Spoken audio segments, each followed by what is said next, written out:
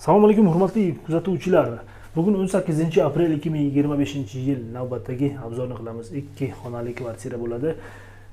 Yugoslavskiy proyekt 5 qavatli binolar, eski binolar. Hududimiz Samarqand shahar Sartepa hududi 5-mikrorayon.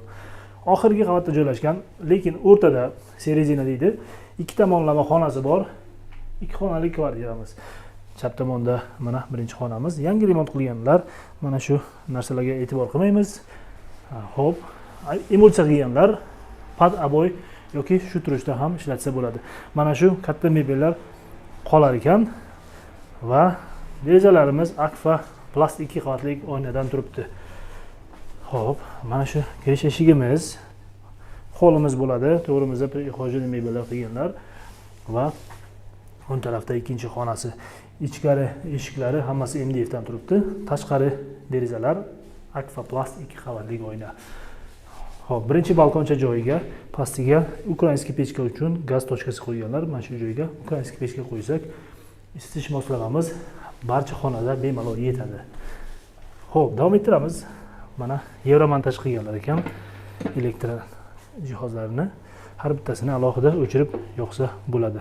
Hamda yozib ham qo'yganlar. Va sanuzillarimiz alohida, mana yuvinish xonamiz, betishkamiz ham bor ekan va hojat xonamiz. Issiq suvimiz ham bor. Xo'p, oshxonamizdan ham mana eshikimiz bor va oshxona uchun maxsus shu joyga mebel yasatgan ekanlar.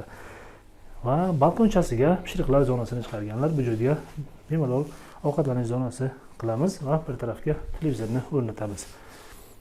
Mana shu joyimiz alyumindan turgan ekan, lekin tashqarimiz alyumin emas, Akfa plast 2 qavatli oyna. Xolodilnikimiz ishlab turgan ekan, shu turishdan buni qoldirib ketayotganlar va o'ng tarafda pishiriqlar zonamiz joylashgan.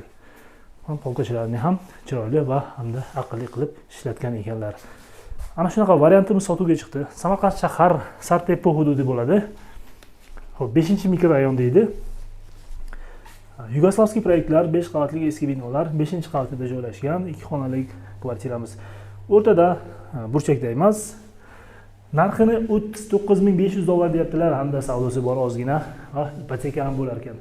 Qiziqqanlar tezda aloqaga chiqamiz. Keyingi videolarda ko'rishguncha